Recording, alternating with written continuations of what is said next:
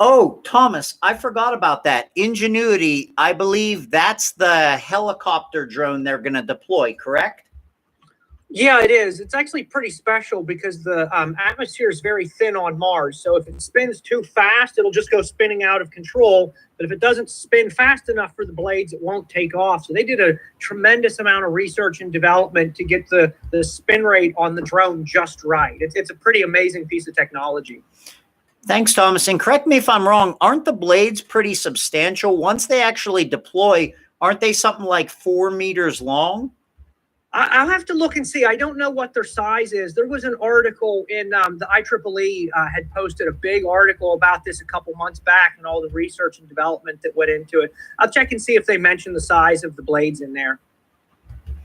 Thanks, Thomas. And when I did read one article on it, because I actually had forgotten they were deploying this, the fascinating thing to me is, as Thomas alluded to, they can basically do all the testing, all the hypothesizing that they would like, but still it's a matter of actually trying something on a distant world for the very first time. So nobody can actually be sure if it'll work, but if it does, it'll definitely give us an unprecedented view of Mars, which would be pretty fantastic. Thomas, thank you so much for the reminder on that one. Okay, let me go ahead and make this presentation go live.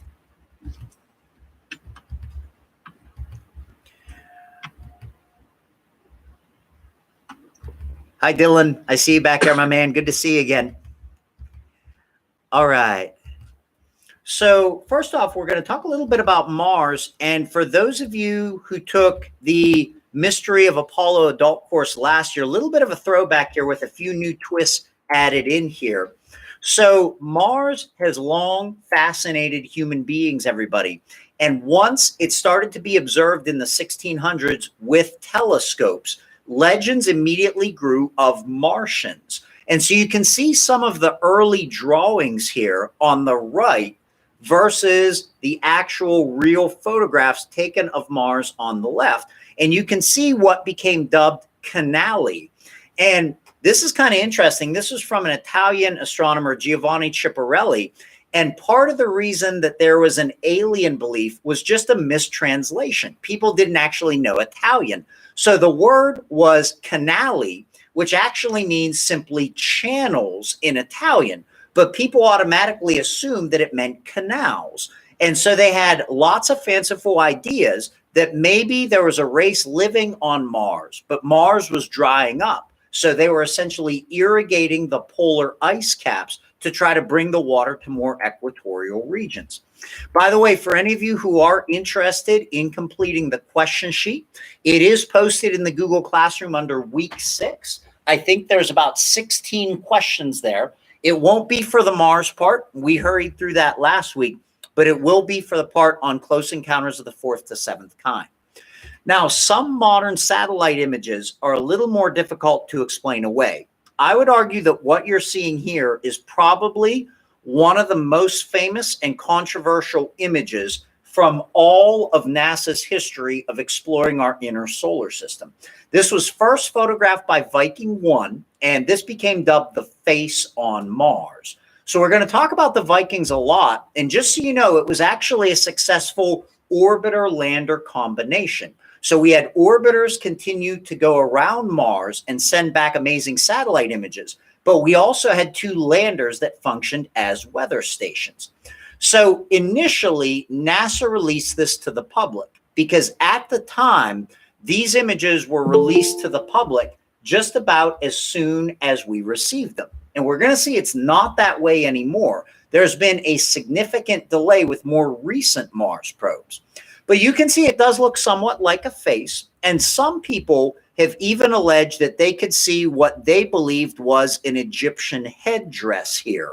And immediately they drew connotations to Egypt. Some people suggested that civilization may have started here on Mars and then eventually came to Earth. However, just to show you both sides, one of the things that makes it look a little more face-like, you can see across this entire photograph a lot of little black dots. Those were not actually there. Those were places that no data was returned. And so notice, everybody, we just happen to have a little black dot right about where you would expect the nostril to be. So perhaps it's making it look a little bit more face-like than it normally would. Now, NASA was very quick to dismiss this as just a trick of light and shadow, but they actually photographed the face multiple times at different times a day from different orbits. And from people who were actually at mission control, years later, they said, no, it didn't matter the lighting conditions. It always looked like a face. So then for about the next 20 years, the space agency somewhat dragged their feet about rephotographing this entire area. They finally did in the late 90s and early 2000s with Mars Global Surveyor. And you can see now it doesn't really look like nearly as much of a face. It looked like a hill that was fairly heavily eroded.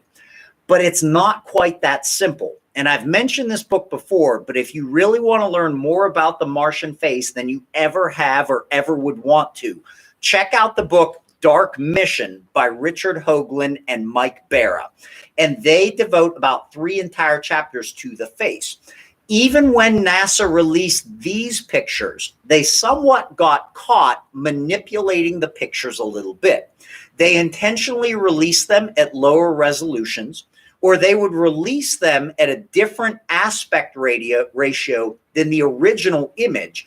And so it actually jumbled a lot of it up. They ended up dubbing it the cat box pictures because it looked like it was scratched away so much. The other thing that added intrigue was not just the face itself, but it was also the areas around the face. Some believers in extraterrestrial civilization believe that these look quite a lot like 5-sided pyramids. So this entire area is called Cydonia. It is raised well above the rest of the Martian terrain. NASA says they do not deny that these things are there, but they said these are simply products of wind erosion, since the wind and abrasion from it is so prominent on Mars. We also have to be careful, and I'm not dismissing the face myself. I find it fascinating, and I find somewhat of the cover-up behind it a little bit curious.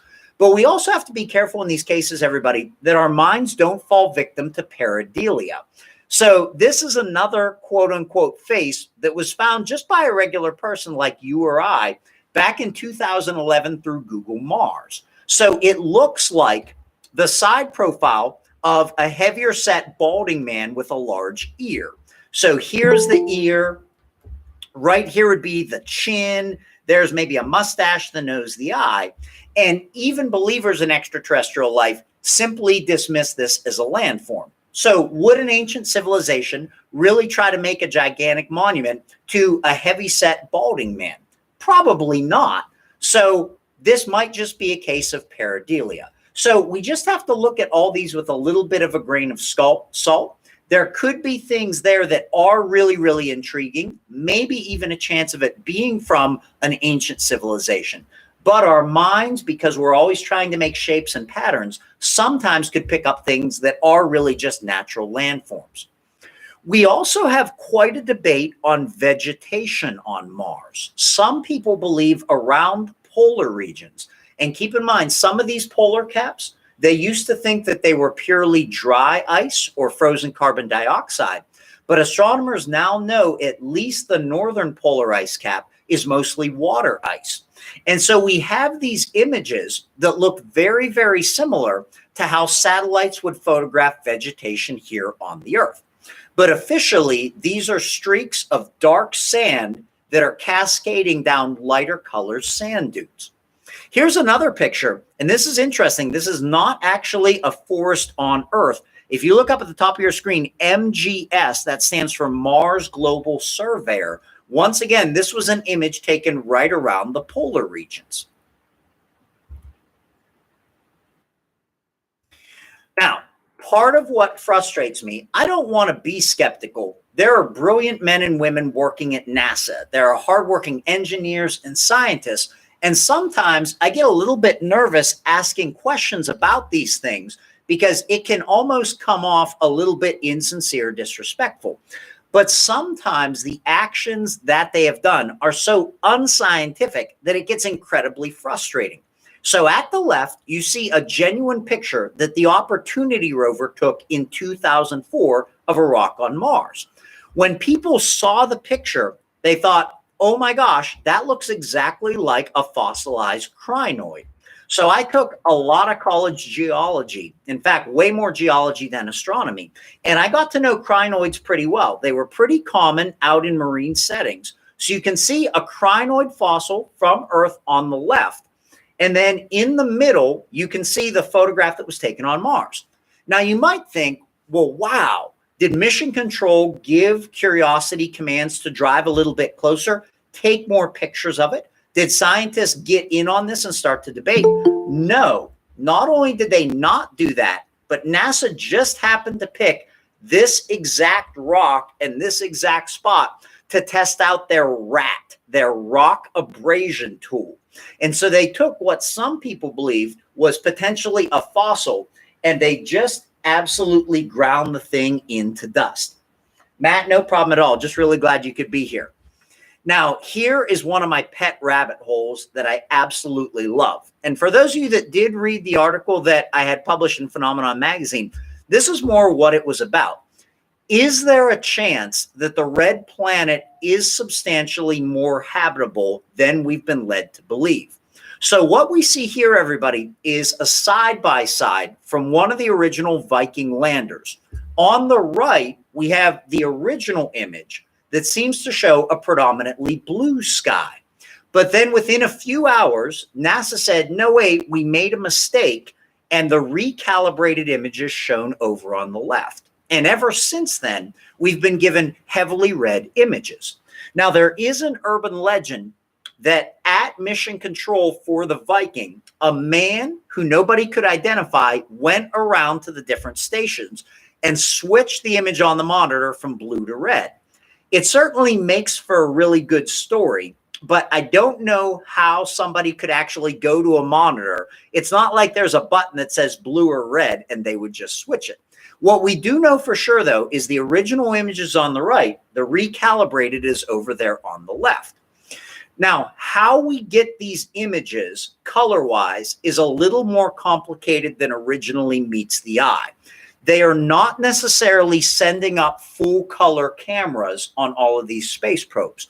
What they actually do is they send a more sensitive black and white camera, but it has a color wheel on it.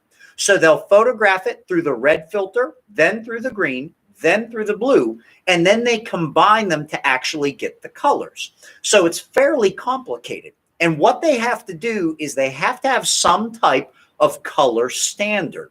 So if you ever see a picture from a space probe and it's got a color bar in the picture, you might think, man, what's that doing in the picture? That's intentionally there. They know what the colors look like here on Earth. So by seeing how the space probe photographs it, they know how to adjust accordingly.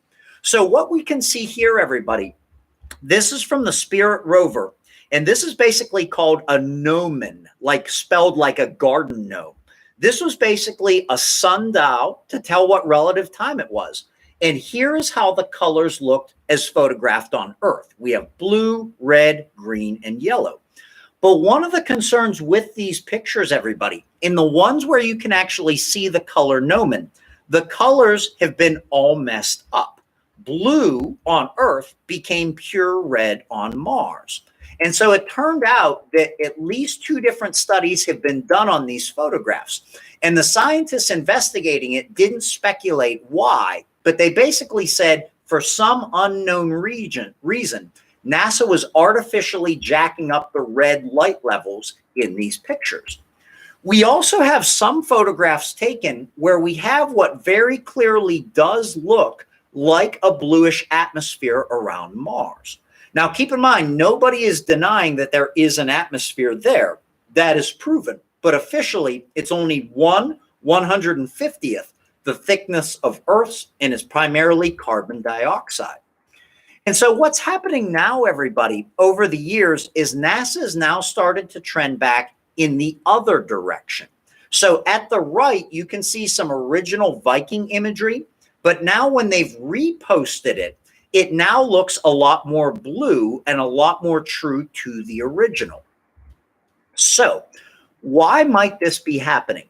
I can really only think about one scenario that would be something more sinister than simply a calibration error. What if once NASA got to Mars in 1976 and the Vikings landed and actually got the first direct sampling of the Martian atmosphere?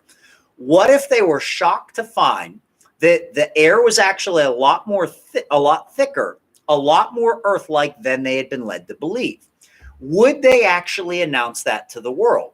My personal guess, from a military intelligence and strategy angle, I would say absolutely not. They would not announce that to the world. If they did, you would suddenly have a race to colonize Mars, just like you had a race to colonize North America back in the 15, 16, and 1700s. So if you project an image of a hostile alien world where the air is very thin and not breathable, I think there's a much greater chance that they could stall other countries from wanting to explore it themselves. One thing we do know for sure, and it's somewhat fascinating, is both Viking 1 and 2 had simple but effective experiments on board to try to test at least for microbial life. Both soil scoops would scoop up samples.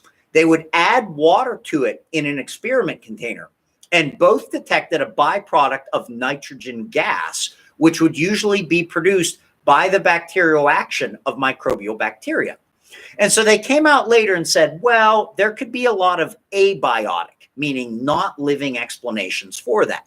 But the original scientists who conducted that experiment still stand by their findings. And so far, unless we see different with the Mars probes today, that experiment has not been tried again in all the probes that have landed there ever since. Also on the Vikings, I always find this fascinating. Oh, Thomas, I just saw what you said in the chat, and I love that take. I do remember monitors like that. They actually had manual tint adjustment knobs. So maybe somebody just came around and adjusted the tint levels so that it didn't look as blue. I love that take. That's fascinating. I'm going to keep that one. That's great, Thomas. So this is also a real picture. I found it fascinating. The Vikings so far are the only probes I know of that have actually shown frost on the Martian surface. Again, making it look very, very Earth-like. Now, this was a pretty interesting twist to me. The Phoenix lander was not a rover. It could not move. It landed in one spot, and so far, this is as close as we've actually gotten to the polar ice caps. I actually learned that it's more difficult for NASA to land around the polar regions than the equatorial region because the air is even thinner there, so you get even less of an aerobraking effect. And if you all look, you can actually see what looks like droplets of liquid water that have gathered on the legs of the Phoenix lander. And so the theory was the high salt content here actually lowered the boiling point of the water. So it didn't evaporate or boil right off, and it actually stayed in its liquid state. So we have some pretty amazing photographs showing it certainly looks like liquid water. But after a brief flurry in 2008, very little has been discussed about it. Now, here is where I start to get rather suspicious.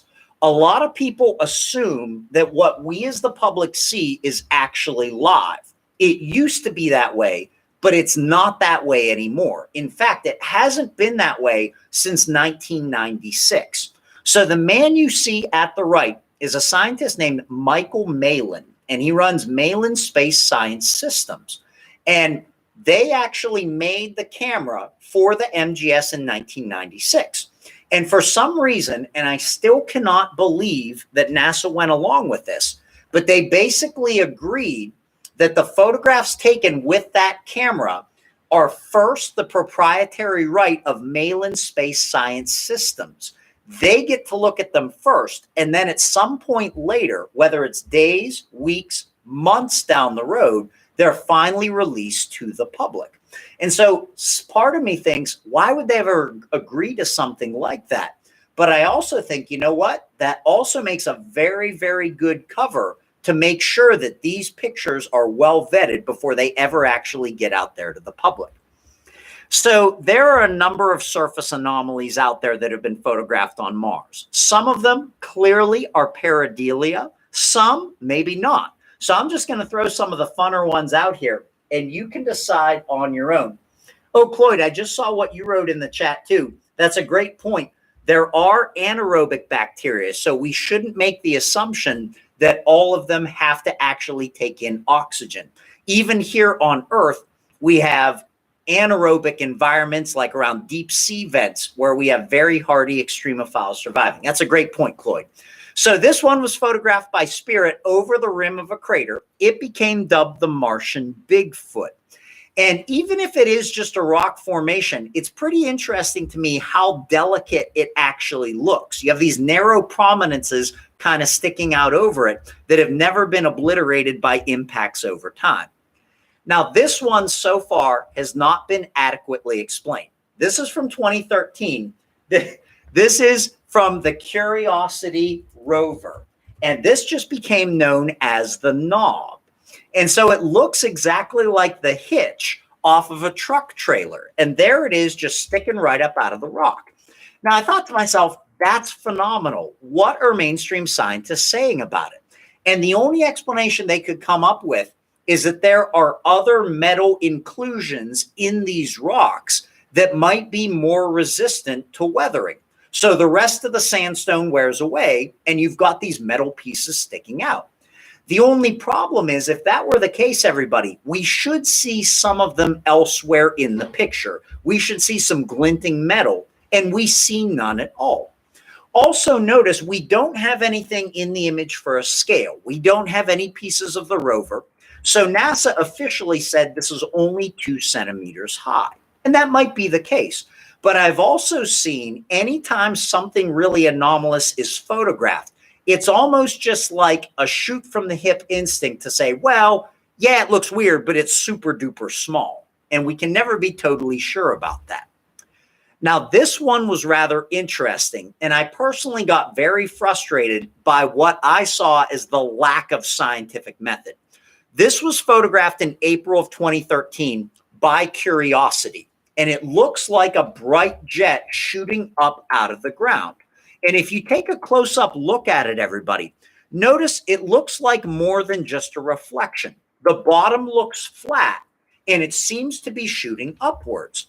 So when I saw this, I thought to myself, man, that's incredible. Even if it has nothing at all to do with aliens, what if that's some type of geyser over there? What if Mars is geologically active? Well, NASA came out very, very quickly, and they dismissed this as a cosmic ray hit on the camera, which would be super rare, or a reflection off of a rock. What they didn't realize is that people were accessing the raw image database to Curiosity. And they found that a day later, after the team had moved Curiosity around the hill and it photographed in that same direction, they still got the bright outburst of light. So it couldn't be 2 cosmic ray hits at the same time, and you couldn't be getting a same reflection off of a rock if the rover was in a totally different place. All right, now here things start to get a little bit creepy. We have lost a number, some say too many, Mars probes, and it's happened to every major country so far that has tried to explore Mars. Luckily, this past week, we were 3 for 3, which is very rare. So some people have dubbed this the galactic ghoul. Others skeptically say, hey, space exploration is really, really difficult. These probes are so far away, it's not somebody sitting at mission control with a joystick just playing a high-stakes video game. As I mentioned to you in the chat earlier, there's a couple-minute delay based on where Mars is in orbit relative to Earth. So it's all got to be automated. But there are some curious happenings here. So for this one, I've got a really good clip that I downloaded for you that I just want to share with you, and then we'll talk about some of the more curious cases. Check this out.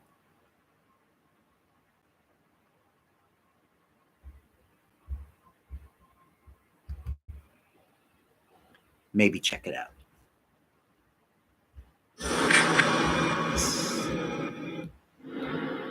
red planet has always fascinated mankind, but it is a dangerous obsession.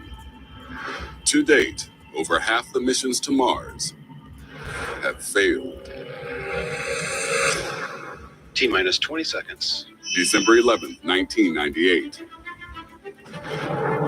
We have ignition and we have liftoff. We continue to explore the mysteries of the red planet.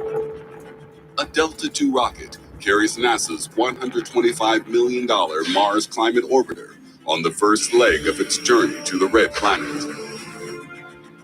So there's a lot of anticipation that this mission is going to succeed, get an orbit around Mars, and help us understand the global properties of that planet.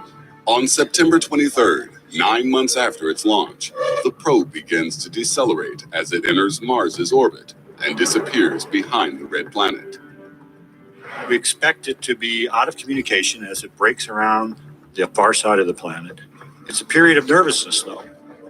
We will all breathe a sigh of relief when we finally hear from it. The team expects the orbiter to be out of contact with mission control for just 1 hour. But after 90 minutes, there is still no sign of the probe. The probe is dead. No fewer than 15 probes have been lost. They've come from NASA, Russia, China, and the UK. They've all failed. In 1989, the Russian Phobos 2 probe is taking pictures of the Martian surface when, bam, something hits it and it spirals out of control. The Soviet Space Agency loses all contact with the probe, but not before it beams back the image from its final moments. There's no mistaking it. The image is of a huge cylindrical object about 12 miles long. NASA does not believe the Mars Climate Orbiter's fate is related to any previous incident. After 7 weeks of investigation, NASA reveals the cause of the probe's disappearance was human error. The probe's computer guidance system was using US measurements, and the probe was built to work with the metric system. The difference in units meant that the rocket engines fired for too long, the braking was too hard, and the spacecraft dipped too low into the Martian upper atmosphere, and it disintegrated. It wasn't the spacecraft's fault, it was our fault. Somewhere on Mars right now, there are bits and pieces of Mars Climate Orbiter. So as tragic as that was to lose Mars Climate Orbiter, basically every high school science teacher on Earth then had a built-in answer for when their students asked, why are these units important? Because that basically showed exactly why right there. So the one that I wanted to focus on, everybody, was the disappearance of Phobos 2. So far, Russia or the Soviet Union has yet to actually land something on the surface of Mars. But they have tried and tried again, most recently with their failed Phobos Grunt mission, to land something on the asteroid moon of Mars. Phobos is rather curious because, like our moon, it's the only other object in the whole solar system where gravity readings seem to show that it's largely hollow inside. And so the Soviets did lose Phobos 2 when something impacted into it as it approached the moon. And the Soviets were actually very open about this. Here you can see one of their cosmonauts. This was test pilot Marina Popovich. She actually came to the US on a speaking tour, and they actually showed the photograph. So here you can see the moon Phobos as it approaches. And then right here, you can see this foreign impactor that came towards the probe. Now, a skeptical US media countered by saying that can't be a real object. It has to simply be an image artifact. But to substantiate the Soviet claim, this picture is genuine. Right before they lost contact with the probe, they saw what looked like a disc-shaped shadow race across the surface of the moon before all contact was lost. Now, I've actually read books on remote viewing where remote viewers tried to look into the loss of Phobos 2. And according to their information that they received, it seemed like the space probe got too close to some type of quarantine zone. and something automatically fired at the probe, which destroyed it. That's at least what the remote viewers say. There's even an extra urban legend on the side that these weren't really the final pictures from Phobos 2, but the final frames were so upsetting that the Soviets actually went directly to the Vatican about them. So an interesting little side twist there. We also have on Phobos what's been described as a monolith. So as soon as you see this, you almost hearken up images of Stanley Kubrick's 2001: A Space Odyssey. Skeptics say it's simply a rock that happens to be rather rectangular. But second man on the moon, Buzz Aldrin, has added a lot of interest to this. This is his exact quote, which you can read here on the screen. When people find out about it, they're going to say, who put that there? Who put that there? Well, the universe put it there. Or if you chose, God put it there. So that's the Phobos monolith. Now, I wanted to add one final twist to these Mars stories. Are we absolutely sure that all of the footage we are seeing is genuinely from Mars? Not that NASA doesn't have the capabilities to go there. I believe that we do, and I believe that most of these missions have been totally legit as recorded by history.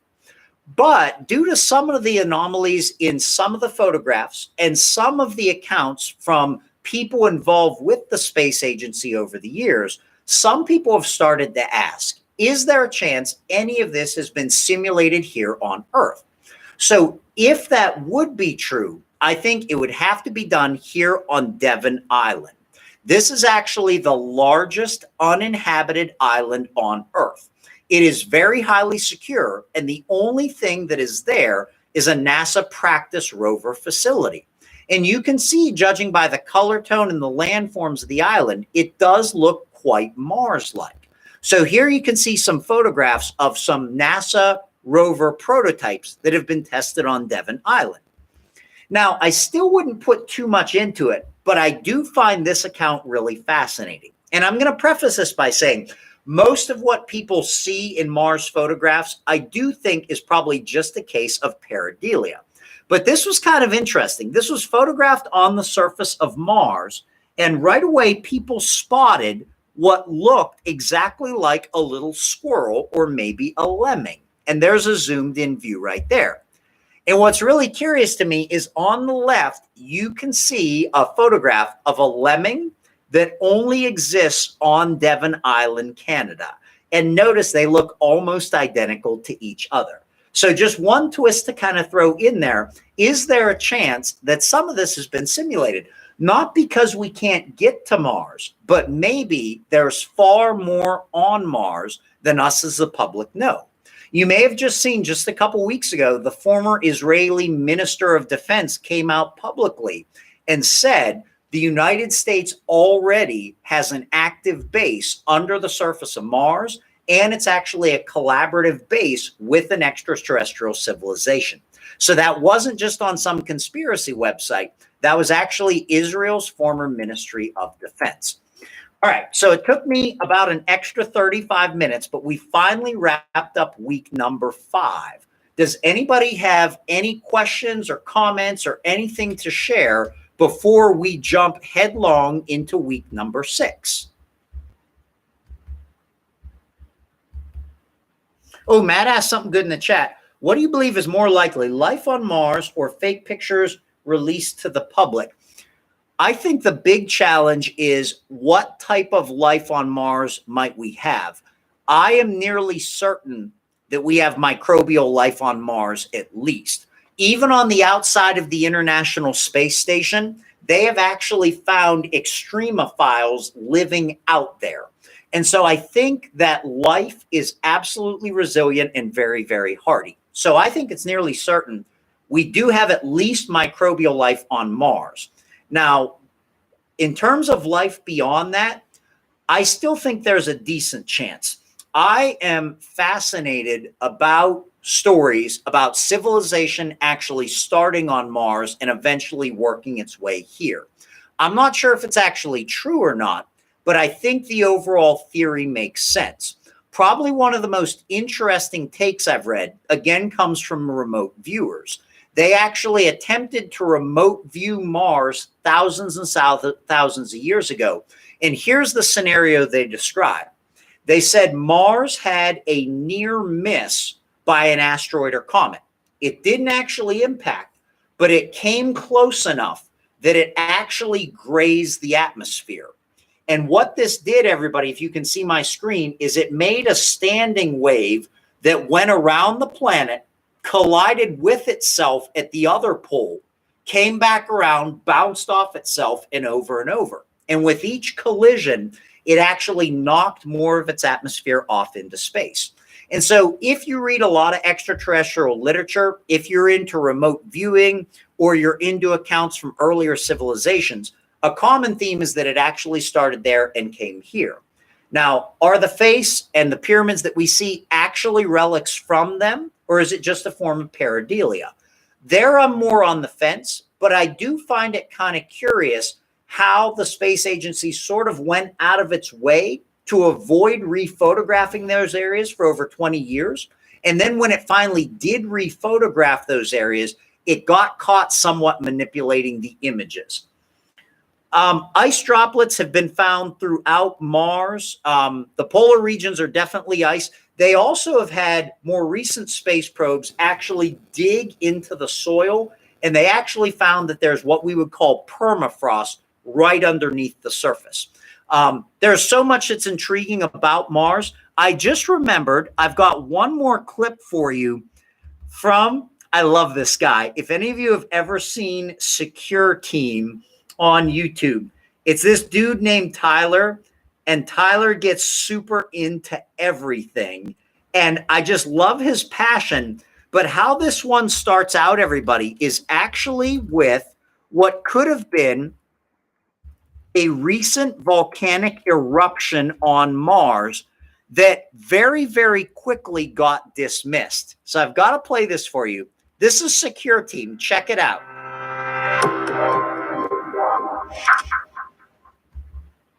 Hey, what's up, guys? Tyler here with Secure Team with some breaking news here. Now, I don't know exactly what the deal is, what's going on, but it appears that there has been a massive eruption on planet Mars out of one of Mars's most massive volcanoes it has on its surface, well, supposedly ancient volcanoes, because according to NASA and the space agencies, there hasn't been any volcanic activity on Mars in over 50 million years. And yet, in these new images, courtesy of the European Space Agency's VMC Mars webcam, which snapped images here of what appears to be this massive plume of smoke, accompanied by its own shadow being cast down on the surface of Mars, coming out of the Arcia Mons caldera, extending over 2,000 kilometers to the west over the planet, captured in multiple images. I'm going to put a link to these down below to the Mars webcam, courtesy of the European Space Agency. And there may very well be some sort of cover-up happening here, but we'll get more to that in just a second. But I just want to take a closer look at these images. So if you're into modern contemporary conspiracies and you want somebody that's going to analyze them and take an objective look, I really suggest following Secure Team. I'm not into everything that Tyler says, but he's super passionate and he's always got stuff up right away. This just got dismissed as some clouds that happen to be near Arcia Mons. And once again, to me, the lack of a scientific method really, really got frustrating to me. I thought to myself, yeah, maybe it's clouds by there, but we've never actually seen such a long cloud band appearing to radiate directly out of one of the calderas. That means the volcano holes in one of these volcanoes. Astronomers aren't even sure if all these volcanoes are dormant. And so I thought this could be really exciting. What if Mars was geologically active again? What if an eruption is actually thickening up its atmosphere? But right away, it got dismissed very, very quickly. So sometimes, everybody, I don't even start out all that curious, but the way some of these things get dismissed so quickly really, really makes me think. Okay, Matt, thanks for that question. That was really awesome, and that helped me remember my secure team video. If nobody minds, let me go ahead and get into Close Encounters of the Fourth to Seventh Kind, because I got about 45 minutes left, and I want to get through a lot of this because there's so many awesome things. But if you have any questions or comments along the way, please ask. And for those of you like Barb who really like to do the questions as you go, here is where the questions start. They're under week 6 in the Google Classroom. I think there's 16 of them, so feel free to check them out. So in an earlier class, everybody, we talked about the first through third kind encounters. Now we're going to get to the really scary stuff, fourth through seventh kind. And as Mike mentioned before class started about his time in the military and with Blue Book, that almost everything he saw or was reported to him was just light in the sky. The same is definitely true here. Out of all the UFO phenomenon that are reported, I would say at least 90% are first kind encounters. And probably out of that remaining 10%, probably 8% fall into second and third kind. So we're looking at a very small percentage that's fourth through seventh kind. But what we do have is absolutely phenomenal. Understand too, everybody, J. Allen Hynek and the scientists from the 50s and 60s did not have these levels. It only went up to Close Encounters of the Third Kind. These levels were added over, I would say, the past 30 to 40 years as the nature of contact experiences became a lot more diverse. So fourth kind encounters, human contact and transit with aliens. This is the so-called alien abduction scenario. And it's very, very controversial. We know today everybody, absolutely everybody, has a smartphone. Just think about if a police officer somewhere in the country makes a mistake and exercises poor judgment. Right away, it's on social media and major news networks are covering it by the very next day because right away, everybody has their cell phones out. And yet, despite everybody having camera phones, we still do not have one single credible alien abduction caught on camera. You can certainly go on YouTube and online and search for them, but all the ones so far have been hoaxes of very poor quality that are pretty easy to debunk. All right, Fred K., you came at a really good time, Freddie. We just started fourth kind encounters. At the same time, everybody, millions of people around the world are now reporting nearly identical phenomenon.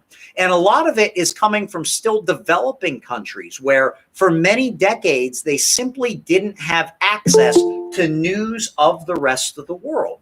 And yet we get almost identical takes. One of the problems, everybody, is at least so far, most of our evidence actually comes from hypnotic regression sessions. And I can give both sides to this. On the more believer side, some people feel like there's a part of your brain that is a permanent memory recorder. And it is recording every second of every day of your experience here in this lifetime, whether you're awake or not. And some people feel like through hypnotic regression, we can unlock that missing time. But other critics say that we still don't entirely understand how hypnosis works.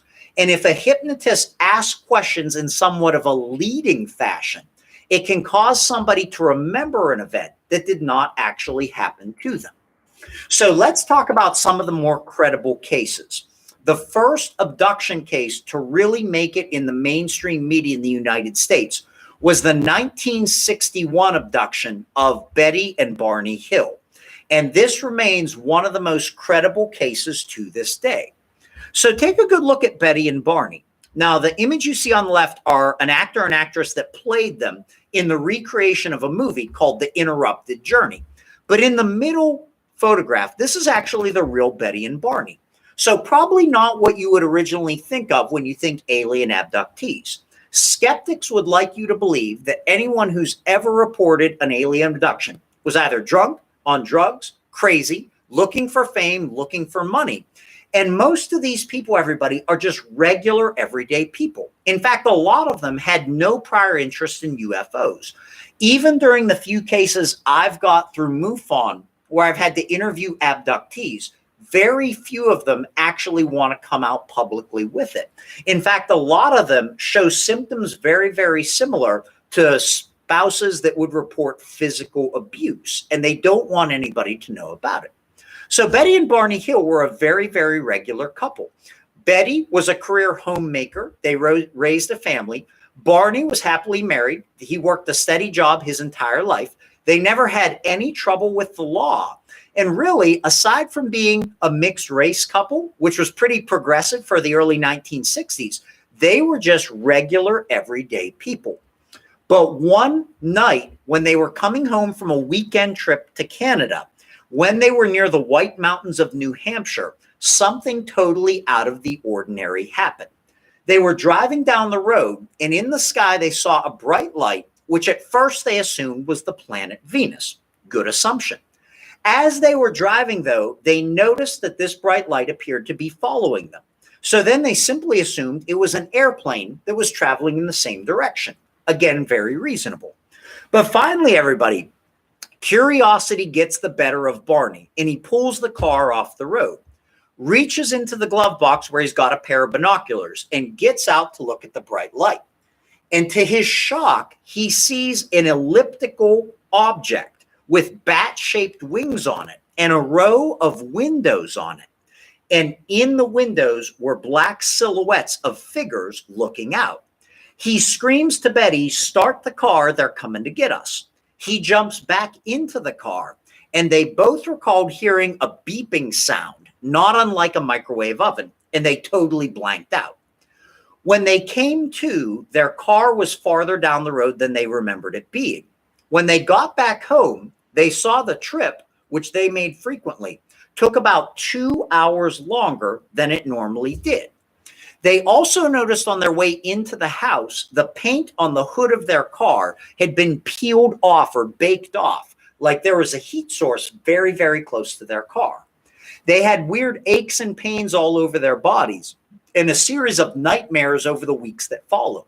So finally, due to the urging of their friends, they went to a hypnotist to try to uncover this missing time. Now, under hypnosis, Betty and Barney both told very similar stories. They recalled beings not of this earth in silver one-piece flight suits coming out and taking them onto a craft. My only disagreement with this artist's conception that you see here is Betty actually described the beings as having red hair, which was very, very unusual for other abduction accounts. And they were taken onto a ship and into different rooms where they were stripped down naked and biological samples were taken. Barney apparently gave the creatures quite a start when he took out his teeth because he had false teeth, which they were not expecting.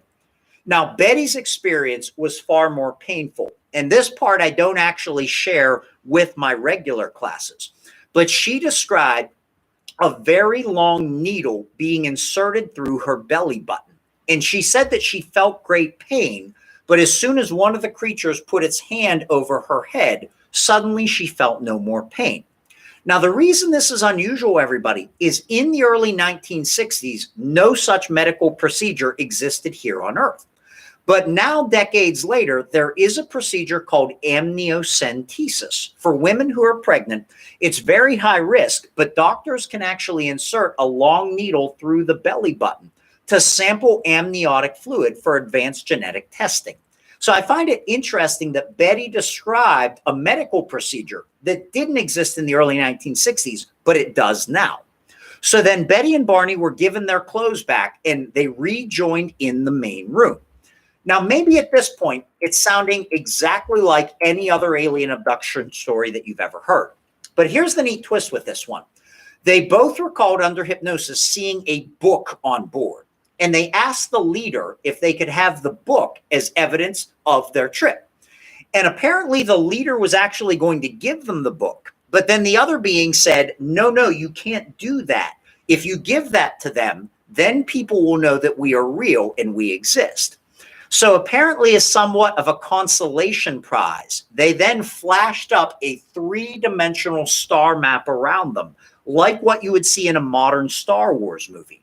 And it showed their double star system, our sun's soul, and then these other lines were supposedly trade routes that they had with other stars. Well, with the help of her amateur astronomy friend, Marjorie Fish, Betty and Marjorie believe that they identified this star system as Zeta Reticuli. Alpha, Beta, Gamma, Delta, Epsilon, Zeta. Remember the Bayer system. This is the sixth brightest star in the constellation Reticulum, the reticle, the eyepiece, which is a real small constellation in the southern hemisphere.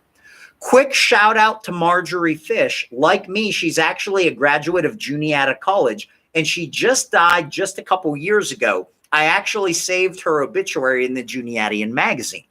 Now, skeptics like Carl Sagan, who at least publicly was a skeptic, came out and said, you know what? There are so many stars out there in the sky, you could make any pattern of dots that you wanted, and it would probably match up somewhere. And there is some truth to that. What's fascinating, though, about this, everybody, is Betty was able to describe this star system a full 6 years before astronomers even knew all the details behind it. Interestingly, both stars are very similar to our own sun, but older, seemingly giving civilization more time to develop, and they're only 39 light years away. We mentioned these in a previous lecture. So with our current technology, that's clearly an eternal journey. But for a civilization with more advanced technology, or maybe a military black budget project, that's actually one of the closest star systems to us. All right. Amber, nice Juniata shout out. Like me, Amber is also an alum of Juniata College. Thanks, Amber. All right. Now, this man, I was lucky enough to actually see present in person. And his presentation, even to this day, was very, very thought-provoking, very, very intense. This was the abduction of Arizona lumberjack Travis Walton, who I believe at the time was only a young man of about 19. This was a pretty rare abduction because it's one of the only ones we have where multiple eyewitnesses actually saw it happening. So let me explain the situation here. The crew was working late into the night outside of a little town named Snowflake, Arizona. They were behind on their contract and they were trying to get caught up. Finally exhausted, they piled into the cab of one of the men's extended cab pickup trucks. There were 6 of them, and they bounced down the logging road into the night. Over the hill in front of them, they saw the sky lit up bright red, and they assumed that they were about to drive into a forest fire. But when they crested the hill, to their shock, they saw a UFO hovering in the clearing. Suddenly, without telling his coworkers, Travis jumps out of the truck, runs over into the clearing, and looks up at the UFO. It hovers there silently and gradually turns blue. And then without warning, it shoots a bright blue beam of light out of it, hitting Travis in the chest and knocking him back into the undergrowth. The other men freak out and they drive away, leaving Travis behind with the UFO. A mile or two down the logging road, they finally come to their senses. They say, oh my gosh, what cowards we are. We just left that kid back there with whatever that thing was. We have to go back to look for him. Well, they summoned up their courage and they drove back. The UFO was gone, but Travis was as well. They couldn't find him anywhere. So immediately they drove into town to the sheriff's station. Initially, the police assumed that this was a murder, that the men had murdered Travis and simply concocted this ridiculous story about a UFO to try to distract from the fact that they were well behind in their logging contract. But all 5 remaining men passed lie detectors tests and didn't waver from their story, but still no Travis. A massive search took place. Nothing. Finally, around 3 days later, Travis's wife gets a collect phone call. It's Travis. He's at a phone booth outside of town. His clothes are gone. He's malnourished and dehydrated, and he has a couple days worth of stubble growth on his cheeks, but he's very much alive. So as he's brought back to health, he was able to tell his story in detail. Uncommon with many abductees, he had no evidence of missing time. Here was Travis's account. He woke up in what looked like a small police interrogation room. 3 beings came in orange flight suits who were clearly not human. Thinking quickly, he picked up what looked like a short metal pipe in the room and held it above his head in menacing fashion. The beings ran out of the room, and he soon ran after them. He found himself in a gently curving hallway. Now, this part I actually got from his lecture, and he really starts to get broken up even to this day, no matter how many times he's told this story. He ran into a doorway off one side of the hallway, and suddenly it looked like he was on the bridge of a ship. He said the ceiling was domed, not unlike our planetarium here. When he put his hands over the control panel, suddenly the dome turned to a star field. And as he moved his hands back and forth, the star field started to move, and it made him dizzy and nauseous. So he pulled his hands away, and the star field disappeared. He went back into the curving hallway, and then he went out a door to the other side, and he went down a ramp. Now, here's another abduction lore first, and as far as I know, this has never come up again. To his shock, he said he was in the hangar of a much larger UFO, and there were smaller circular UFOs, including his own, parked in a row. He walks across this great expanse and into a lab on the other side that was actually manned by very human scientists. He tried to get their attention, but he said none of the men wanted to pay attention to him. They looked at him like a bother. Finally, a very large muscular being with long blonde hair, not unlike what some would describe as a Nordic alien, came in and in plain English said, "Hey, what are you doing in here? You're not supposed to be awake." Grabbed Travis in a bear hug, and he blanked out. When he came to, he was at the phone booth outside of town. So this remains one of the more credible accounts of alien abduction. To this day, he and the other men have all passed multiple lie detector tests. They did make a movie about Travis's story. It's called Fire in the Sky. Now be careful, because here in class, I show an awesome, scary movie about asteroid and comet collisions, which is called Fire from the Sky. This one, though, is Fire in the Sky. The beginning and ending are quite accurate. Unfortunately, Hollywood took great liberties with the middle part. It's totally terrifying. This used to be my secret date movie in high school. I would think I was all smooth because I would take this to a girl's house. We would play this movie. She would get really, really scared and want to be held. I thought I was super smooth back in the day.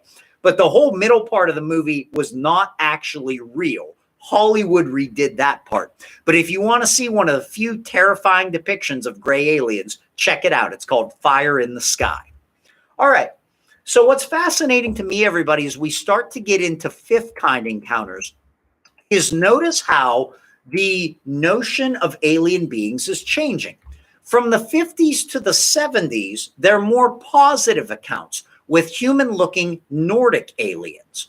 But then that whole trope is gradually replaced by the 80s, and we get the more terrifying gray aliens, where encounters are usually at night, against the will of a person, much more terrifying, and much more of a focus on biological samples.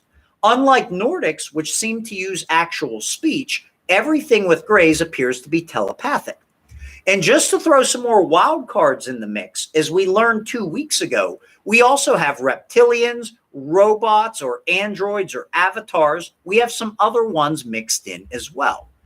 So just to kind of show you both sides, everybody, the contactees from the 50s to the 70s. Here are some images, some paintings of what most of these look like. They happened during the day. They were very non-threatening, and the beings seemed more interested in collecting flora and fauna. They would happily interact with humans, sometimes even offer to take them on rides to show them the cosmos, and they warned about our future and nuclear weapons. By the 1980s, though, contactees is replaced with abductees. These are often frequent traumatizing encounters. Genetic samples were taken, and they did give us warnings, but it was more about human genetic destruction due to pollution. So some people say, isn't it fascinating how as our movie technology changes, aliens change too? For example, from the 50s to the 70s, if you wanted an alien in a movie, you usually had to take an actor and dress him up like an alien. Not surprisingly, the aliens from that time period look more human-like. But then from the 80s on, with advances in CG, we can basically make aliens look like anything we want now. So not surprisingly in the accounts, they look far less human.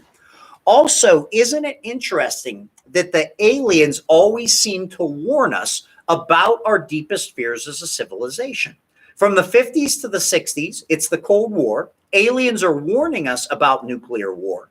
Today, it's our environment, it's pollution, it's vaccines, it's genes, and that's what we're getting warned about as well. So I'm not saying it's not happening, but it's also interesting how closely this parallels what's already happening in society. All right, now this one is a pretty deep rabbit hole. I'm very on the fence with it. I will say, if it is true, this would be a total civilization changer. This is the rumored Greta Treaty, and there's a couple different years that are actually given for this taking place. There's debate about whether one was just a first contact meeting and the other one was a treaty, or whether there were multiple treaties signed. But here's the actual story, everybody. This actually involves one of the most beloved presidents in United States history, Dwight Eisenhower. So the story is Eisenhower met with gray aliens at Edwards Air Force Base. I've read stories that actually said Holloman Air Force Base, where Cloyd actually worked at, but Holloman's in New Mexico, which is a lot farther away from where Ike was at the time. So if this is true, I'm guessing it actually happened at Edwards. So here's the backstory to this one, everybody. During his time as president, Eisenhower always took the same fishing trip every single year. It was his break, his time to get away. In this particular year, though, only 2 weeks after he got back from his fishing trip, he then went on another vacation to Palm Springs, California. Well, while in Palm Springs, everybody, President Eisenhower went totally missing for 2 days straight. Now, granted, in the 50s, the Secret Service wasn't quite what it is today. But still, if a U.S. president went totally missing, that was a really big deal. When he finally surfaced later, the story was that he had emergency dental work done. And they even trotted out a Palm Springs dentist in front of the media to try to verify the story.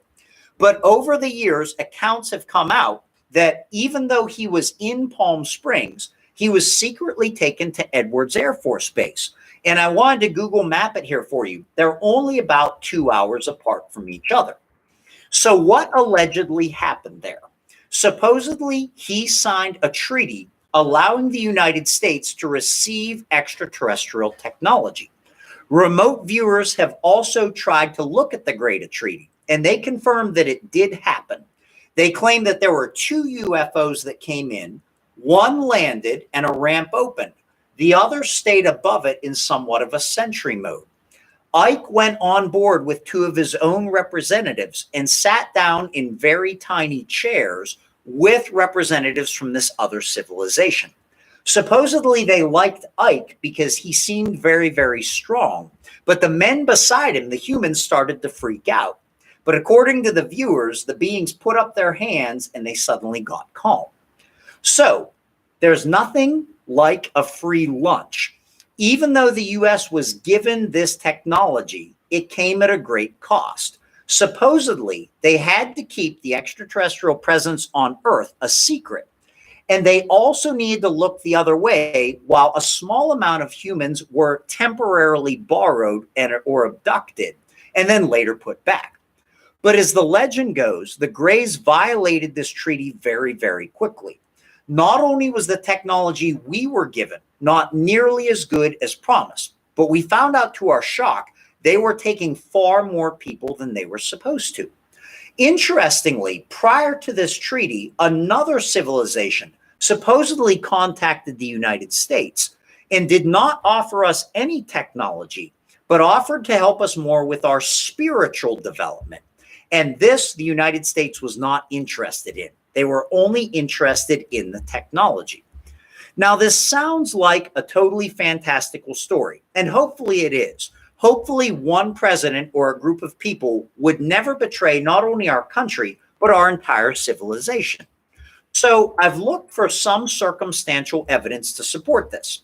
And there have been a number of people that have come forward over the years who have basically said, yes, this meeting did happen. I was actually there for security when it went down.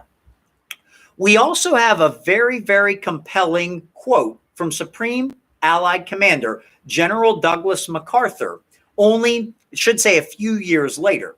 So this is an actual speech from MacArthur. He is addressing graduating troops at West Point Military Academy. You now face a new world, a world of change. We speak in strange terms of harnessing the cosmic energy, of ultimate conflict between a united human race and the sinister forces of some other planetary galaxy. The nations of the world will have to unite, for the next war will be an interplanetary war. The nations of the earth must someday make a common front against attack by people from other planets. So this is an actual quote from Douglas MacArthur to the cadets at West Point. Even President Ronald Reagan, on 2 different occasions, overruled his own speechwriters, and in speeches at the United Nations remarked, he thought how quickly nations of the world would come together if we were ever faced with a common extraterrestrial adversary. So there is some other speculation to somewhat back this up. So allow for me to share with you the story about Project Serpo. We touched on this 2 classes ago, but now I wanted to go into it in just a little bit more detail, everybody. The Serpo Project. The artwork that you see is going to be from a graphic novel of the same name. I read the whole thing. I wish I had bought it at the time. It's now a collector's item, and you can't even find it on eBay. The graphic novel is basically a Cliff's Notes version of the original. So here's the backstory. In 2005, on an email discussion group, a user joins in simply named Anonymous. And Anonymous starts to make lots and lots of disclosures. It seems like Anonymous at least has some military intelligence background, because the disclosures are very, very specific. There are a total of 76 of them, and I have actually read all 76. They are absolutely fantastic. You can read all of them still today. Now, it supposedly was a secret exchange program between the United States and the Eben civilization from Zeta Reticuli. Allegedly, according to the disclosures, it was the Ebens who actually crashed at Roswell. One of them remained alive, and it actually showed the United States how it was able to contact its star system. The Ebens made an arrangement to come and get their surviving comrade, and they eventually set up an exchange program with the United States. Now, some things about Serpo, everybody, I personally find unlikely. In the drops, it said that John F. Kennedy gave the go-ahead for this project to take place. But from everything we know about JFK, he was fascinated about UFOs and routinely fought the CIA on disclosing more of this to the public. In fact, only 11 days before his assassination, he actually appealed for the 3rd time to Soviet Premier Nikita Khrushchev to actually explore the moon jointly and disclose some of this UFO information to both countries, because he didn't want to risk a nuclear war if a UFO was actually mistaken for an enemy aircraft in their airspace. So that's one issue that I have with Serpo. Another issue that I have, everybody, if Zeta Reticuli is 39 or 40 light years away, even if we had light speed communication, let's say we send out a radio signal, "Hello, Ebens, how are you?" It would take 40 years for that message to get there, and then another 40 years for it to get back. Yet, according to these disclosures, everybody, communication is taking place back and forth within a number of days.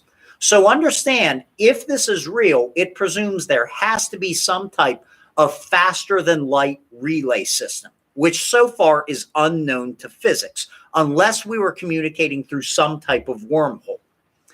Also interesting about Project Serpo, everybody, it ties in a very famous 3rd kind encounter. You might recognize this, of New Mexico police officer Lonnie Zamora. He was outside of Socorro, New Mexico when he had this account.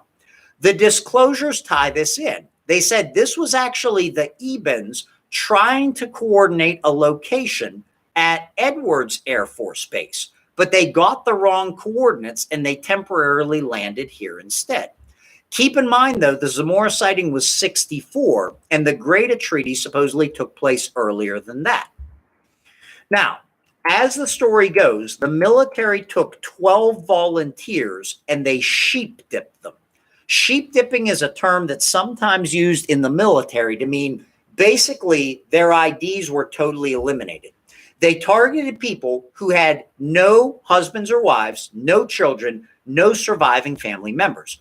They erased every trace of their identity, so much so that they never even knew each other's names. They referred to them simply by 3-digit numbers, except for the commander, who they referred to as commander.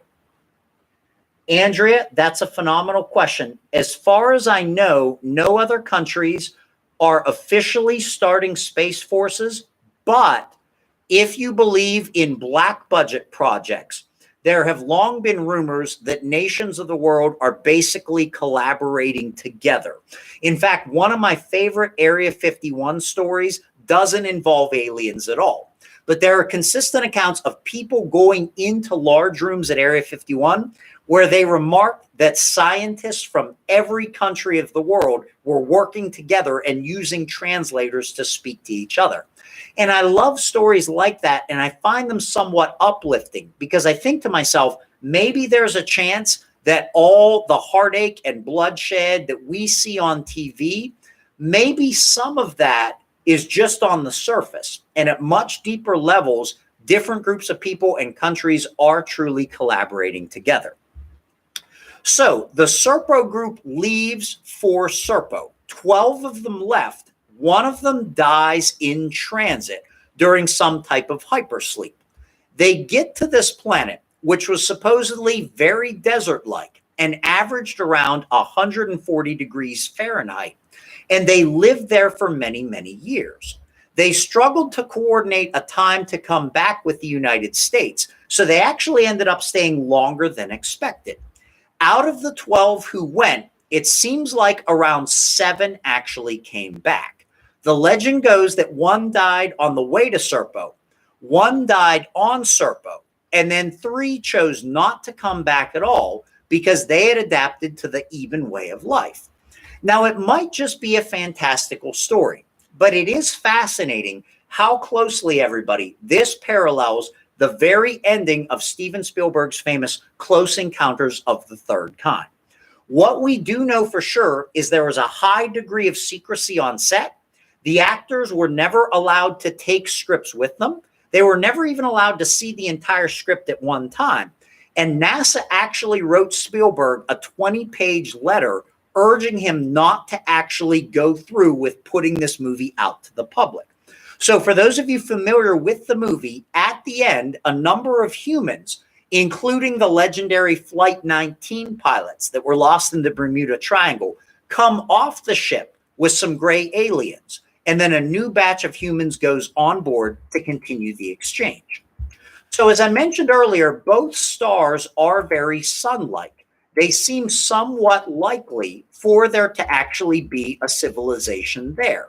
One of my other issues with Serpo, though, everybody, is as you start to read through to the disclosures, despite the thousands of rolls of film that the people supposedly took with them, only 1 or 2 pictures have been leaked. And I think it would be very easy to hoax the pictures that they have. Still, in terms of speaking about the graphic novel, I read the entire thing. And one thing I found very interesting about it, everybody, is in the foreword, the author said that he basically tracked down one of the wives of the astronauts. Now, keep in mind, this was an astronaut who got back and later got married. And he was since passed away, but the woman agreed to talk to him. And then when he set up a time to go meet with her, he said she met him at the door and her body language was suddenly different. She was very, very tense and confrontational. She kept her arms crossed and said she was not able to actually speak to him about the project. And he looked down the road And less than a block away, there was what looked like a government vehicle sitting with two men inside watching the house. So is it an urban legend or is it something more? I guess it's up for you to decide, but those disclosures are still online if you want to check them out. Okay, let's get on to sixth kind encounters, and I'm being mindful of my time here. A sixth kind encounter, everybody, is where contact causes injury or death. Oh, Leah, great question. Serpo was supposedly the name of the planet on which the Ebens lived around one of the stars in Zeta Reticuli. Zeta Reticuli, everybody, is a wide binary. The stars don't orbit each other. They move beside each other through outer space. And according to the disclosure, Serpo was a planet orbiting one of the two stars. That's a great question. Now, overall, humans are pretty lucky here. But one group that is not are cows. These are the so-called cattle mutilations. And I'm very, very careful how much I present these in class with my students because they are very upsetting and traumatizing. So I just very gingerly get into it. But at the same time, everybody, this is where I think we have the most evidence that something truly unexplained is going on. Even though it focuses on cattle, the first one in modern times actually happened to a horse, a foal of a rancher's horse named Lady back in the 1960s. And they bear in some ways a lot of semblances to crop circles. Now, over the years, skeptics, everybody, have presented a number of different explanations of why these might be happening. Scavengers, cults, natural decomposition. But so far, every single one of these has been disproven. It's certainly not scavengers. They actually avoid the bodies of these cows when it happens. It's not cults because human footprints are never found in muddy areas. And the FBI has actually conducted 2 separate investigations into these over the years, and no humans have ever been charged with them. And it's not bacterial decomposition. I watched a neat thing on the Discovery Channel where a team of scientists actually put a carcass of a cow that had died quite naturally out on the edge of a clearing.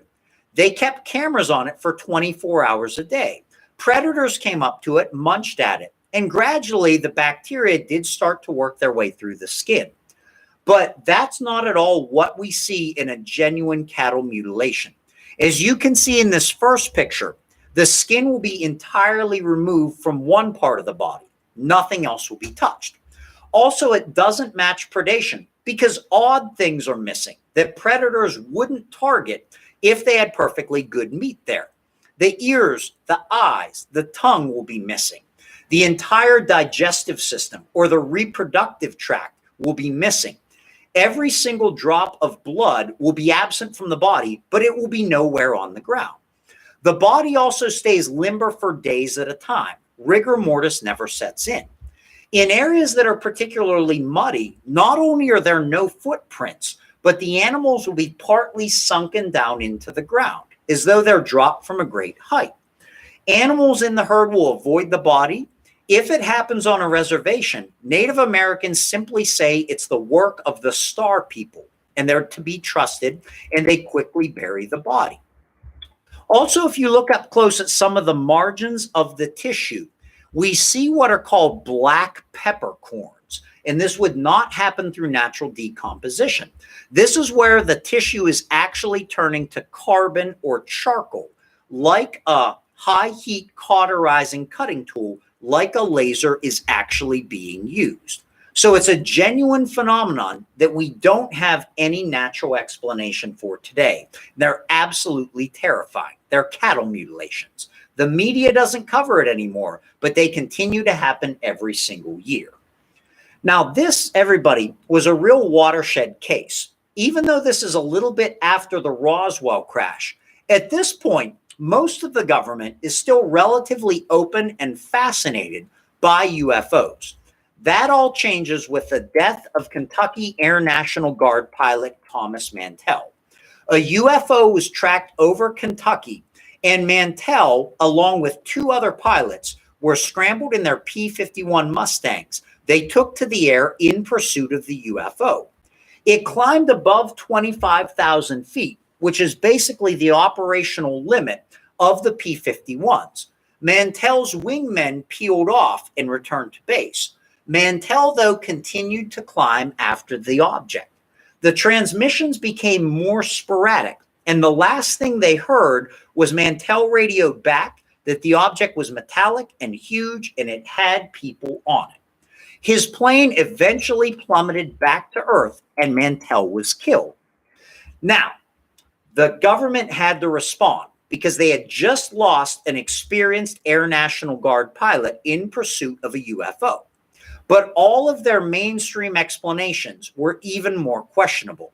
At first, they said that Mantell was accidentally pursuing the planet Venus, but it was still daytime, and the flight took off in a direction opposite of Venus. And so it turned out, everybody, that none of the mainstream explanations worked very well. Even odder, Mantell's plane stayed in the air an hour or two longer than it even had fuel to do. In fact, and you can see a picture of the wreckage over here at the right, it did not look like a plane that had fallen in a dead spin from 25,000 feet. The official explanation is that Mantell blacked out due to a lack of oxygen, and the plane just dove down and hit the ground. It actually looked like the plane was suspended right above the ground and then just dropped and belly flopped. The only reason that Mantell was killed is that his seat harness actually malfunctioned and broke, and the poor man hit his head off the cockpit glass, and that's actually what killed him. And so some people wonder, is there a chance that whatever Mantell encountered was actually trying to keep him safe? It suspended his Mustang far longer than it had fuel to actually stay aloft, and it tried to drop it right above the ground. But because his seat harness malfunctioned, he still died anyway. So that was a rare six-kind encounter. Okay, I've got about 5 minutes left. I can get through this case, and then if you want to peel out, you can, but I'm happy to still stay a little late and do seventh kind encounters, because next week my buddies Jay and Brock are presenting to you, so I know I can't just push it to next week. This case here is pretty terrifying to me. It is a very controversial case, especially in Pennsylvania MUFON. A lot of people don't know about it, and the people that do have very strong opinions. This was the death of Pennsylvania man Todd Sees around Northumberland, PA. If any of you have ever been to Knoebels Amusement Park, which I love, Knoebels is an amazing park. It happened not very far from there. What's upsetting to me is Sees was just a regular Pennsylvania guy. He was a little bit younger than I am right now. He was in his probably mid to late 30s. I think he was 38. He was happily married, had kids, and like a lot of us, enjoyed his deer hunting. So one Sunday morning, he kissed his wife goodbye, got onto his quad, and went up Montour Ridge behind his house scouting for deer. Sadly, that was the last time his wife ever saw Todd alive. By afternoon, when he hadn't gotten back, she got worried, and they conducted a search party. They found nothing for days straight. All they could find was his quad at the top of the ridge and one of his heavy hunting boots found 70 feet high in a tree. The dogs, the bloodhounds that were brought in, wouldn't track at all. Finally, about 3 days later, his body is found down at the bottom of the ridge. He's just in his underwear. Nobody knows where his clothes went to, and it was an area that had already been searched multiple times. At that point, the FBI descended onto the scene. Not only did they confiscate Sees's body, but they did not even allow his grieving widow to see the body for weeks straight. They took it to a nearby army depot for further investigation. Even when they had the funeral for Sees, the government insisted that it be a closed casket funeral. And so I thought how upsetting that was. Not only did she lose her husband and the children lost their dad, but they didn't even get proper closure. Black military helicopters showed up to patrol the ridge, but not as part of the search party. They only showed up after the body was actually found. Now, there was a rumor that Sees was a drug user, and this is where even a lot of people in Pennsylvania MUFON hotly debate with each other. Some people think that Seas was actually going up that ridge to buy cocaine and that the drug deal went south.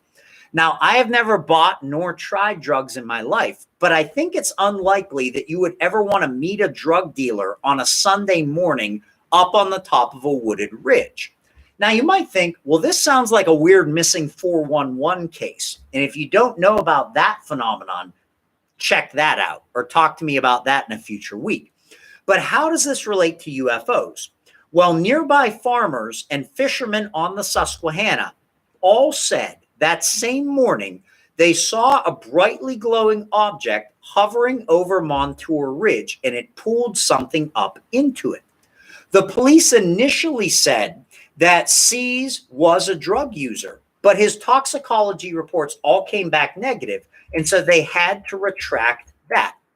So it's a very fascinating, terrifying case. This was just a man like a lot of us, just a regular guy, happily married with kids, going out to scout for deer, and he simply never came back home.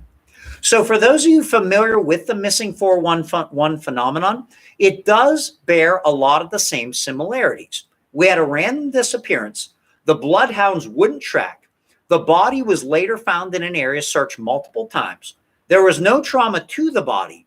We had a potential cover-up from officials and then a possible link to UFO activity. So that was the case of Todd Seas. Okay, we're just about at 7:30. I do have a couple seventh kind encounters that I can share with you, but it is getting kind of late. So before I do this, I just wanted to know, does anybody want to stick around for the seventh kind encounters? If you're interested, just give me a yes over in the chat. Awesome. All right, I got a couple people sticking around. That's great. And if you do have to leave again, no hard feelings. I already kept you an hour and a half, and we're all adults. We got things going on. I think I can wrap all this up in about 15 minutes. And then if you have any questions or comments, definitely hit me up, okay? All right, so we're going to get into seventh kind encounters. Mike and Amanda, you might want to cover Dylan's ears for this one. So seventh kind encounters, everybody. Alien-human hybridization. Our first case, a lot of people don't know about, and what's fascinating is it actually predates the Betty and Barney Hill abduction by 4 years. And because this happened in Brazil and news traveled so slowly back then, Betty and Barney Hill had no knowledge of the abduction of Brazilian farmer Antonio Villas-Boas until years later. And yet their accounts are almost identical, but with a twist. So Villas-Boas was plowing his fields late one night on his tractor when a red light appeared. It seemed to electromagnetically interfere with the tractor engine because the tractor stalled out. Beings came toward him in flight suits who were clearly not of this earth.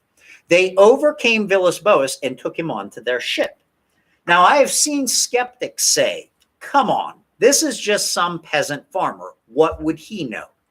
But don't overlook the fact, everybody, that Villas-Boas was on a tractor. The majority of farmers in Brazil were very, very poor and poverty-stricken. So the fact that this man was actually on a tractor showed that his family was very, very successful. They were very smart farmers. So when he's taken onto the ship, everybody, he was stripped down from his clothes, and he said he passed through a doorway that shot out an antiseptic smelling mist at him, which he thought was to disinfect him.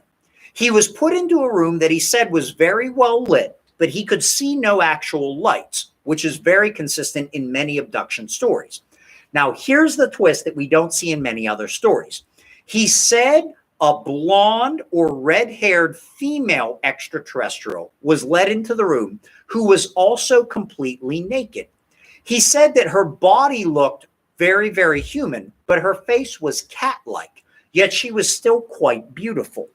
Now, at this point, he said he was suddenly overcome with passion, and he entered into some type of interstellar tryst with the female extraterrestrial on board the ship. He said that it was rather awkward because during it, he said she made barking sounds and bit at his chin. And gentlemen, I think we can all agree that would kill any romantic moment.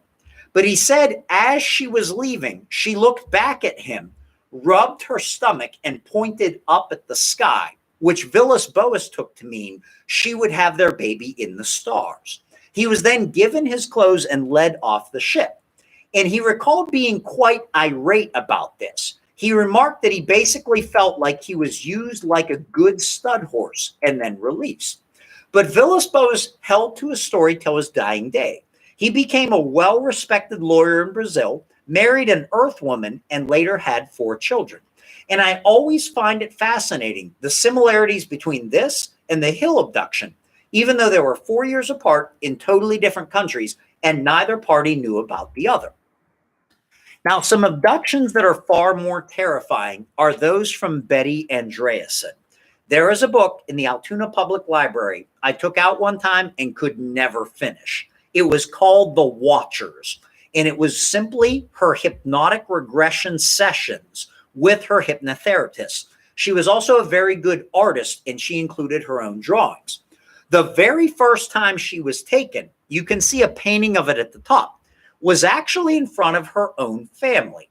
The rest of her family blacked out, and she remarked that the aliens walked right through the walls and took her. She said that they wore some type of packs on their chest, which would make their molecules vibrate, allowing them to pass right through solid walls. I find that account fascinating because in a solid, everybody, on the molecular level, it is still mostly empty space. You've got your bonds between your atoms and a lot of empty space in between. So the idea that a more advanced civilization could essentially make themselves vibrate to pass right through walls, I find totally fascinating.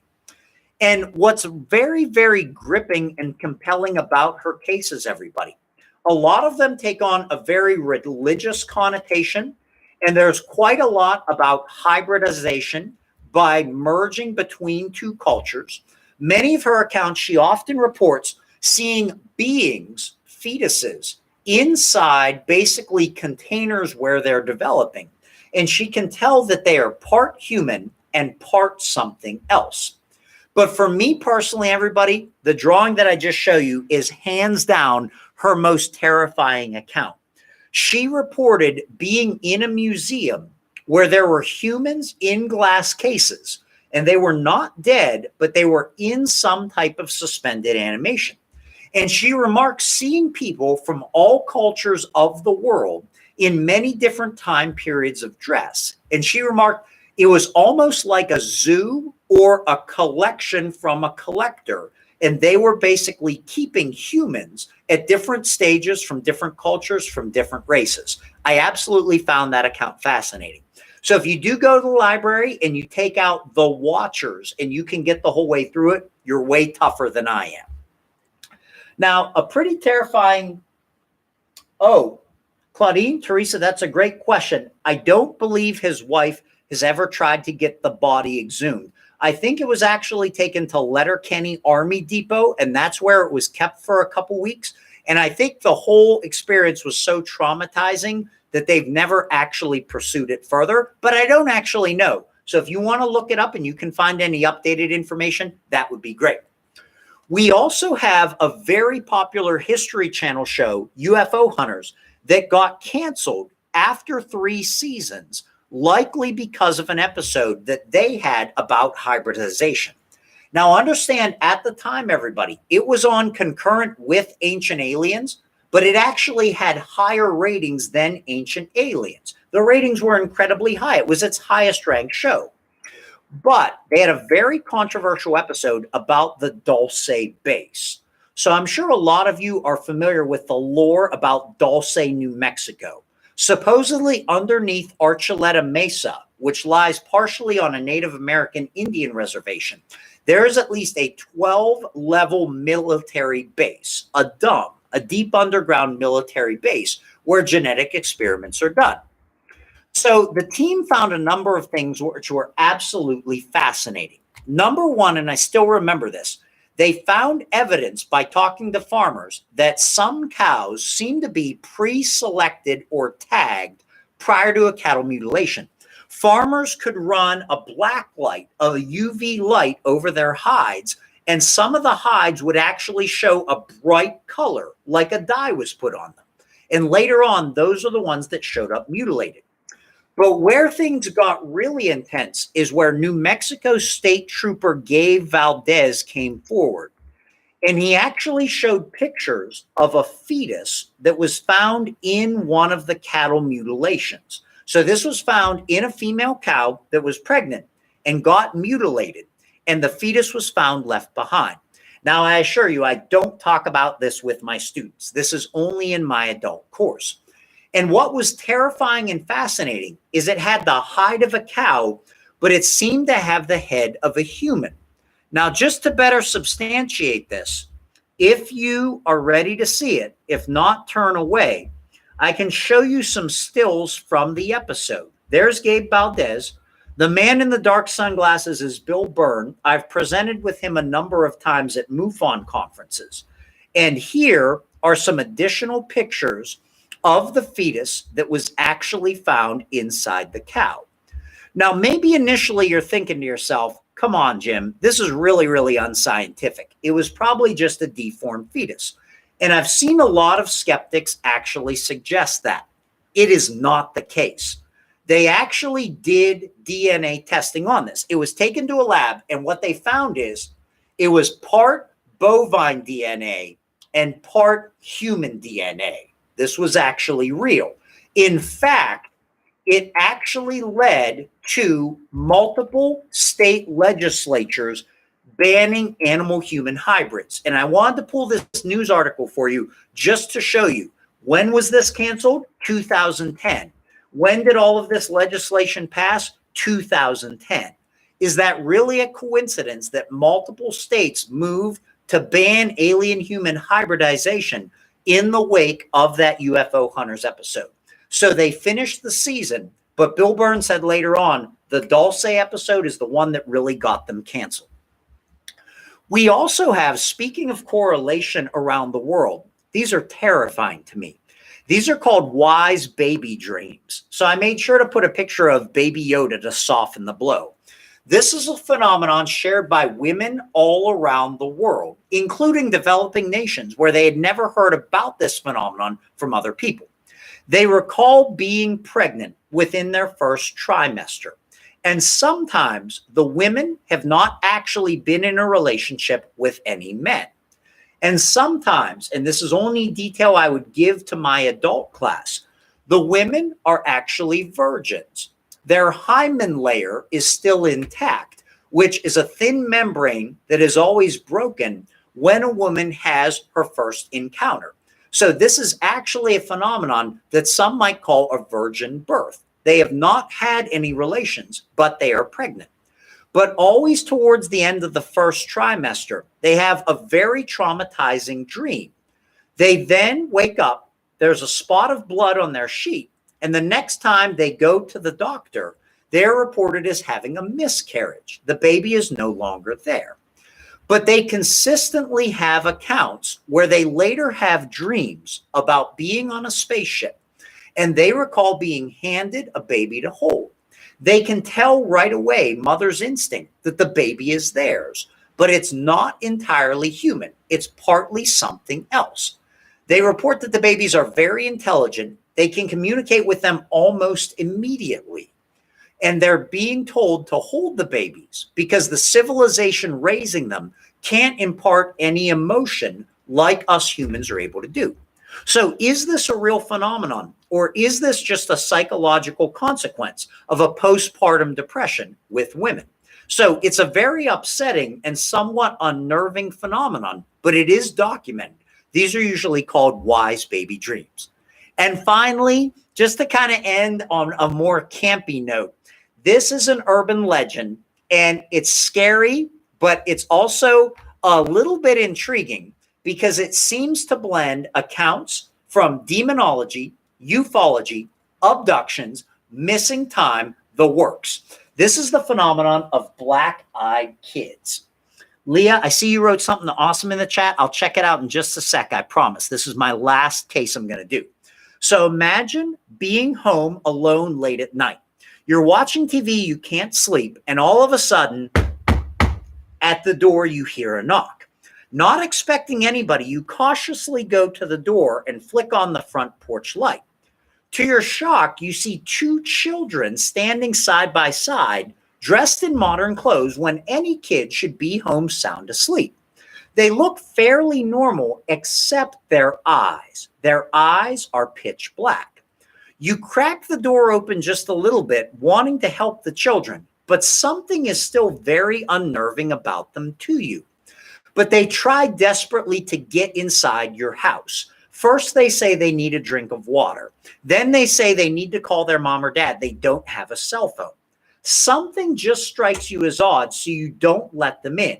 You close the door and call the police, but when you look back out, they're entirely gone. A number of people online claim to report this phenomenon happening. And in some ways, it's fascinating. It has similarities to Men in Black, two appearing at a time together and being very intimidating. It even has commonalities with demonology. Like some in the church say, to be possessed by a demon, you have to give that demon permission on some subconscious level to possess you. This is akin to allowing the children inside your house. You have to give them permission. It even has similarities with extraterrestrial abductions. I've only found one case where a person claimed to let the black-eyed kids in. She said she sat down on her couch. The children sat on either side of her, and in unison, they both turned their eyes towards her. She said she got dizzy and blanked out, and when she woke up sometime later, the kids were gone. She had missing time. So is this actually a genuine phenomenon, or is this just some type of urban legend? Are the black-eyed kids young men in black in training? Are they extraterrestrials? Are they hybrids? Are they demons? Or is it simply a figment of the imagination? I guess that's up for you to decide on your own. All right, I think we've done it. I kept you a little bit late. This is our longest class to date, but I finally got through Close Encounters of the Fourth to Seventh Kind. So let me just check out the chat. If you got a bust out, feel free. I'll check out the chat, and then if anybody has anything else, let me know. Just a quick reminder, my teacher friends and my co-hosts of our Majestic Ears Only podcast, Jay and Brock, are going to be here next week. Real quick in the chat, just let me know, do you prefer that Jay and Brock present for 1 hour from 6 to 7? Or do you like the hour-and-a-half format? Would you prefer 1.5 hours? So over in the chat, just let me know, 1 for 1 hour or 1.5 for 1.5 hours. Oh, that's lovely. Okay. Oh, that's so exciting. So Jay and Brock are going to present the multidimensional or ultra-terrestrial hypothesis. Is there a chance extraterrestrials are real, but it's a little more complex than meets the eye? And for you Bigfoot fans out there, I'm going to make sure they talk about the correlation between UFO sightings and Bigfoots, which is actually a stronger connotation than you think. Fred, totally okay that you're late. I'm just so happy you showed up. Okay, real quick, I'm going to check out Leah's comment in the chat. Let me just check it out.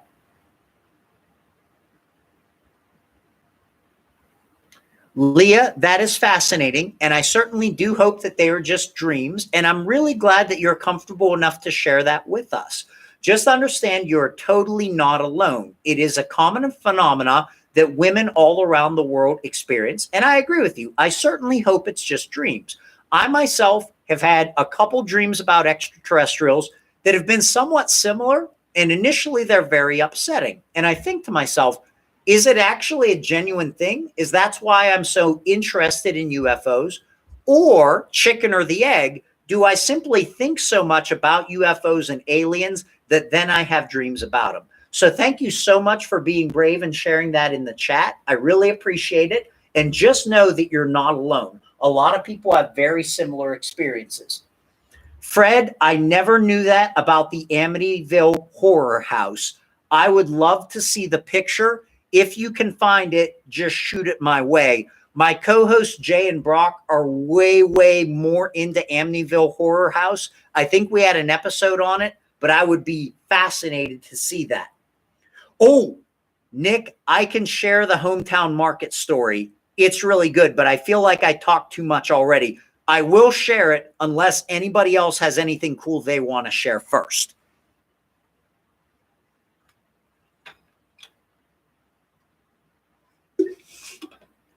I know. I love Hometown Market too in Bellwood. It's so great.